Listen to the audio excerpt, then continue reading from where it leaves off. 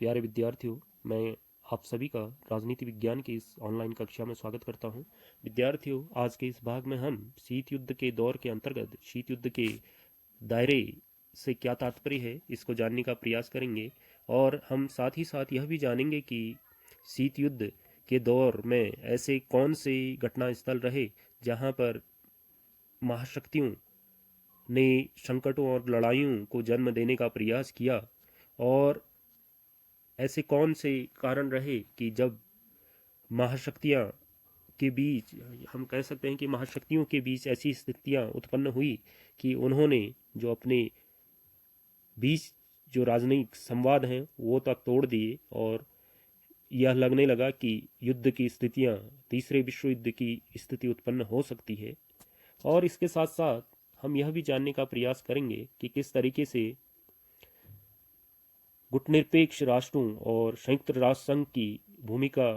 रही, और इन दोनों के द्वारा किस तरीके से शीत युद्ध के दौर में मध्यस्थ की भूमिका निभाकर जो संघर्ष एक चरम तक पहुंच सकता था और तीसरे विश्व युद्ध में तब्दील हो सकता था, उस संघर्ष को रोकने का काम इन राष्ट्रों के द्वारा किया गया। और इसके साथ साथ हम यह भी जानने का प्रयास करेंगे कि किस तरीके से शीत युद्ध के दौर में महाशक्तियों द्वारा आपस में अविश्वास और संदेह के आधार पर हम कह सकते हैं कि इन्होंने हथियारों की दौड़ जारी रखी और हथियारों के बड़े जखीरे आने वाले युद्ध के लिए तैयार करके रखा, जिससे जो आम जनकल्याण के कार्य थे वो बाधित हुए, और केवल जो विश्व का अधिकांश जो धन था वो केवल हथियारों के निर्माण पर व्यय किया गया। तो विद्यार्थियों, सर्वप्रथम हम शीत युद्ध के दायरे से क्या तात्पर्य है इसको जानने का प्रयास करेंगे। विद्यार्थियों, शीत युद्ध के दायरे से तात्पर्य ऐसे क्षेत्रों से है जो शीत युद्ध के दौर में, जहां जो महाशक्तियों के जो विरोधी खेमे थे वह आपस में बढ़ गए, और वहां पर संकट के अवसर आए और युद्ध भी हुए और इनके होने की संभावना भी बनी। लेकिन बातें इस हद से ज़्यादा नहीं बढ़ी कि महाशक्तियाँ एक दूसरे से प्रत्यक्ष रूप से युद्ध करें और आपस में युद्ध कर एक बड़े युद्ध को जन्म दें। इस स्थितियों तक जो है ये नहीं पहुंची। तो हम कह सकते हैं कि शीत युद्ध के दायरे से तात्पर्य शीत युद्ध के दौर के ऐसे क्षेत्रों से है जहां पर महाशक्तियों और उसके समर्थक जो राष्ट्र थे वो आपस में बहुत बार एक दूसरे के सामने आए और युद्ध भी उनके बीच में हुए, और युद्ध की संभावना भी बनी, लेकिन यह युद्ध एक बड़े युद्ध में तब्दील नहीं हो सके। और इस इन क्षेत्रों में जो महाशक्तियां थी उन दोनों के द्वारा संयम से काम लिया गया, और संकट और संघर्षों के बावजूद ये ऐसी स्थिति उत्पन्न नहीं हुई कि एक बड़े युद्ध में वो चीज़ तब्दील हो सके। तो शीत युद्ध के दौर की जो समयावधि है उसमें कोरिया, बर्लिन, जहां जर्मनी, कांगो, वियतनाम और अफगानिस्तान जैसे देश ऐसे क्षेत्र रहे या ऐसे देश रहे जहां शीत युद्ध के दौर में एक कभी कभी ऐसी स्थितियां देखने को मिली कि अब इन क्षेत्रों में एक में जो संघर्ष चल रहा है वो एक बड़े युद्ध में तब्दील हो सकता है। तो इन देशों की क्या स्थितियां रही जो शीत युद्ध के दौर में जो प्रभावित राष्ट्र रहे, जहां यह संभावना दिखने लगी कि एक बड़े युद्ध में ये संघर्ष तब्दील हो सकता है, इसको जानने का हम प्रयास करेंगे। विद्यार्थियों, सर्वप्रथम हम कोरिया के बारे में जानेंगे कि कोरिया किस तरीके से शीत युद्ध का केंद्र रहा। विद्यार्थियों, सन 1945 से पूर्व कोरिया जापान का अंग था। जापान का इस देश में प्रभुत्व था, लेकिन द्वितीय विश्व युद्ध में जापान के हार जाने के बाद याल्टा संधि के द्वारा जो 38वीं उत्तरी अक्षांश रेखा है उसके उत्तर के भाग पर सोवियत संघ समर्थक जो सरकार है वो बनी, और वहीं जो कोरिया का जो दक्षिणी भाग था उस भाग पर संयुक्त राज्य अमेरिका के नियंत्रण द्वारा एक लोकतांत्रिक व पूंजीवादी सरकार का निर्माण किया गया। लेकिन आपस में वैचारिक मतभेद और एक दूसरे के क्षेत्रों पर अपना प्रभुत्व जमाने के प्रयास के कारण 25 जून 1950 को उत्तर कोरिया ने दक्षिण कोरिया पर हमला कर दिया, और जिसके कारण एक बड़े कोरिया संघर्ष की शुरुआत हुई। और यह संघर्ष तब अधिक बढ़ गया जब उत्तर कोरिया को जहां सोवियत संघ और उसके समर्थक सोवियत संघ, चीन और उसके समर्थक राष्ट्रों का सहयोग मिला, वहीं जो दक्षिण कोरिया था उसको संयुक्त राज्य अमेरिका और पूंजीवादी राष्ट्रों के द्वारा सहयोग किया गया। और इन दोनों ही राष्ट्रों को अपने मित्रों से आर्थिक और सैन्य सहायता मिली, जिसके कारण एक बड़ा संघर्ष यहाँ पर हुआ। इस युद्ध में लगभग 1,37,000 सैनिक शहीद हुए। वहीं 3 से 4 लाख की आम आबादी भी इस कोरिया युद्ध में प्रभावित हुई। संयुक्त राष्ट्र संघ की ओर से भारत को कोरिया युद्ध को समाप्त करने के लिए एक मध्यस्थ की भूमिका निभाने के लिए दी गई, और जिसका परिणाम रहा कि तत्कालीन प्रधानमंत्री पंडित नेहरू और जो KPS मेनन थे, कृष्ण मेनन, उनके द्वारा मध्यस्थता किए जाने के पश्चात सन 1953 में यह युद्ध विराम की घोषणा हुई और कोरिया युद्ध की समाप्ति हुई। लेकिन कोरिया का एकीकरण नहीं हो पाया। अभी भी कोरिया आप देखते हैं कि दो भागों में बटा हुआ है। उत्तर कोरिया को जहां अभी भी जो चीन और सोवियत संघ का समर्थन मिलते रहता है, वहीं जो दक्षिण कोरिया है वो एक लोकतांत्रिक और पूंजीवादी राष्ट्र है, जिसको पश्चिमी राष्ट्रों के द्वारा, पूंजीवादी और लोकतांत्रिक राष्ट्रों के द्वारा समर्थन प्राप्त है। तो इस तरीके से हम कह सकते हैं कि कोरिया जो संघर्ष रहा, यह एक बड़ा संघर्ष था। और यह संघर्ष और भी अधिक बढ़ गया जब दोनों ही शीत युद्धकालीन जो दो महाशक्तियां थी, उनके द्वारा अलग अलग राष्ट्रों को जब अपना समर्थन दिया गया, उनको सैन्य हथियार मुहैया कराए गए, तो इसके कारण यह संघर्ष और भी अधिक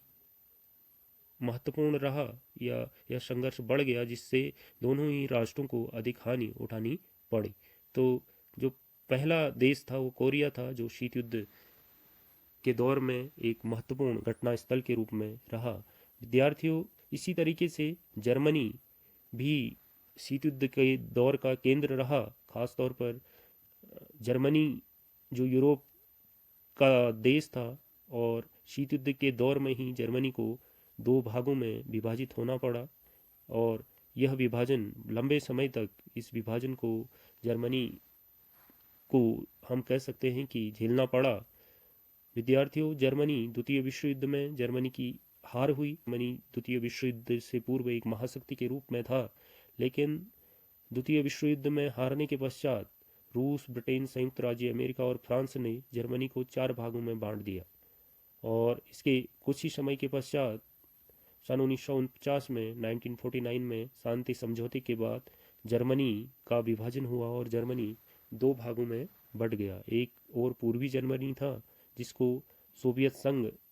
का समर्थन था और सोवियत संघ समर्थक सरकार पूर्वी जर्मनी में बनी, और दूसरी ओर पश्चिमी जर्मनी था, जहां पर पश्चिमी राष्ट्रों अर्थात पूंजीवादी और लोकतांत्रिक राष्ट्र व संयुक्त राज्य अमेरिका का समर्थन जो पश्चिमी जर्मनी के राष्ट्र को या पश्चिमी जर्मनी को था। और पूंजीवादी राष्ट्रों के समर्थन के कारण पश्चिमी जर्मनी को व्यापक आर्थिक सहायता प्राप्त हुई, जिसके कारण यहाँ पर एक नए संघर्ष की भी शुरुआत हुई, जहाँ पूर्वी जर्मनी साम्यवादी विचारों पर विश्वास रखता था, लेकिन साम्यवादी नियम कानूनों के कारण जो बहुत से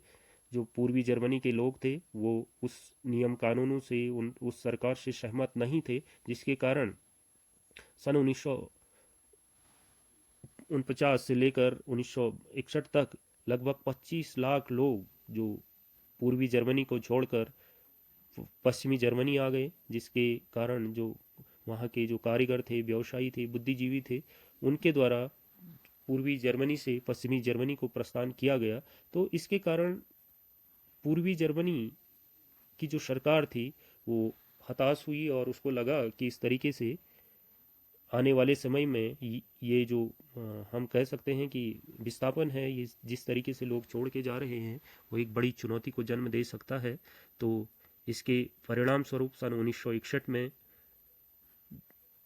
जर्मनी के बीचों बीच एक दीवार का निर्माण किया गया, जिसको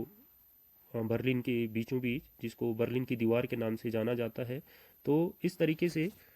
बर्लिन के दीवार के माध्यम से जो पूर्वी जर्मनी है और जो पश्चिमी जर्मनी था उसको स्पष्ट रूप से बर्लिन की दीवार के माध्यम से दो भागों में बांट दिया गया। और यह एक बहुत बड़ी घटना थी। इस बर्लिन की दीवार के निर्माण के पश्चात जहां पूर्वी जर्मनी से पश्चिमी जर्मनी की ओर लोगों का आगमन तो कम हुआ, लेकिन इस दौर में दोनों क्षेत्रों के जो लोग थे वो आपस में मिलना चाहते थे। उनके द्वारा बहुत से ऐसे साधनों का प्रयोग किया गया जिसमें जो गुब्बारे हैं, गुब्बारों में हवा भरकर और या सुरंगों का निर्माण करके इस तरीके से गुप्त रूप से ये एक क्षेत्र से दूसरे में क्षेत्र में ये लोग जाते थे। लेकिन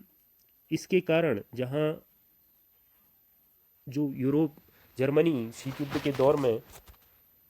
एक मुख्य हम कह सकते हैं कि केंद्र बना, जहाँ एक और जो पूर्वी जर्मनी था उसको सोवियत संघ का समर्थन था, वहीं जो पश्चिमी जर्मनी को संयुक्त राज्य अमेरिका का समर्थन था। तो इस तरीके से जर्मनी शीत युद्ध का एक केंद्र बना और लंबे समय तक दोनों ही महाशक्तियों के द्वारा यह प्रयास किया गया कि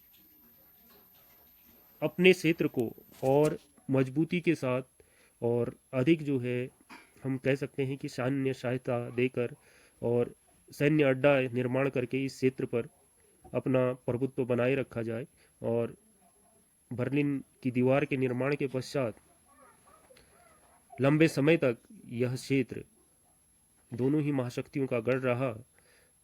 लेकिन 1989 के आसपास सोवियत संघ के कमज़ोर होने के कारण सोवियत संघ की स्थिति जो है आंतरिक रूप से वहाँ पर स्वायत्तता की मांग उठाए जाने के कारण जो सोवियत संघ की कमज़ोर स्थिति के कारण सन 1989 में हम कह सकते हैं कि जो पूर्वी जर्मनी में उदारीकरण की जो शुरुआत हुई उसके परिणाम स्वरूप 1989 में जर्मनी की जो दीवार थी उसको गिरा दिया गया और 1990 में जर्मनी का पुनः एकीकरण हुआ। तो इस तरीके से शीत युद्ध के दौर में दो भागों में बटा जर्मनी पुनः 1990 में एक हो गया और जर्मनी का एकीकरण हुआ। तो विद्यार्थियों, जर्मनी के बाद एक और महत्वपूर्ण देश शीत युद्ध के दौर में शीत युद्ध का एक महत्वपूर्ण घटना स्थल रहा, वो था वियतनाम। वियतनाम द्वितीय विश्व युद्ध के बाद तक वियतनाम पर जो है फ्रांस का कब्जा था। 1954 में जो प्रथम हिंद हम कह सकते हैं कि युद्ध हुआ यहाँ पर, इस युद्ध में जो स्वतंत्रता की प्राप्ति के लिए लड़ रहे जो ये देश थे और जो फ्रांस की सरकार थी उसके बीच युद्ध हुआ और फ्रांस की पराजय हुई। और इसके परिणाम स्वरूप 4 स्वतंत्र देश यहाँ पर जन्म हुआ, 4 स्वतंत्र देशों का। उसमें एक और उत्तरी कोरिया, दक्षिणी कोरिया, कंबोडिया और लाओस थे। तो विद्यार्थियों, स्वतंत्र राष्ट्रों के रूप में उदय के पश्चात जहाँ जो उत्तरी वियतनाम था उसको सोवियत संघ और साम्यवादी देशों का समर्थन प्राप्त हुआ, वहीं दक्षिणी वियतनाम को संयुक्त राज्य अमेरिका उसके मित्र राष्ट्रों का समर्थन था। तो सन 1955 में उत्तरी वियतनाम द्वारा दक्षिणी वियतनाम पर कारण 1955 में वियतनाम युद्ध की शुरुआत हुई। इस युद्ध में जहां महाशक्तियों के द्वारा अपनी शक्ति का प्रदर्शन किया गया और यह क्षेत्र जो उत्तरी और दक्षिणी वियतनाम इन महाशक्तियों के वैचारिक संघर्ष के घटना स्थल बने। यह संघर्ष लगभग 20 सालों तक यह संघर्ष चला और इस संघर्ष में लगभग 10 लाख सैनिक मारे गए और इससे कहीं अधिक लोग इस संघर्ष के कारण प्रभावित हुए। इस युद्ध में जहां अमेरिका के द्वारा अपने क्लस्टर बमों का प्रयोग किया गया लगभग यूएसए के द्वारा लगभग 5 लाख सैनिकों को वियतनाम युद्ध में झोंक दिया गया, लेकिन अमेरिका अपनी पूर्ण शक्ति का उपयोग करने के बावजूद इस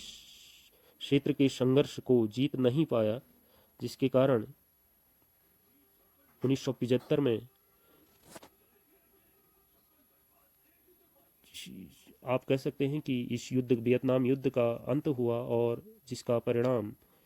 यह हुआ कि वियतनाम का पुनः एकीकरण हुआ और यह क्षेत्र शीत युद्ध के एक मुख्य केंद्र के रूप में उभरा। और अमेरिका और जो सोवियत संघ, जो साम्यवादी शक्तियां थी, उनके द्वारा इन दोनों क्षेत्रों को आपस में लड़ाने के लिए हम कह सकते हैं कि आपस में जो महाशक्तियों की जो होड़ थी उसका केंद्र बने, ये आपस में लड़े, और इस युद्ध के कारण दोनों क्षेत्रों को बहुत अत्यधिक नुकसान हुआ और महाशक्तियों को भी इसमें अपनी बहुत सी आर्थिक और जो सैन्य ताकत को गंवाना पड़ा। वहीं जो एक और देश शीत युद्ध के दायरे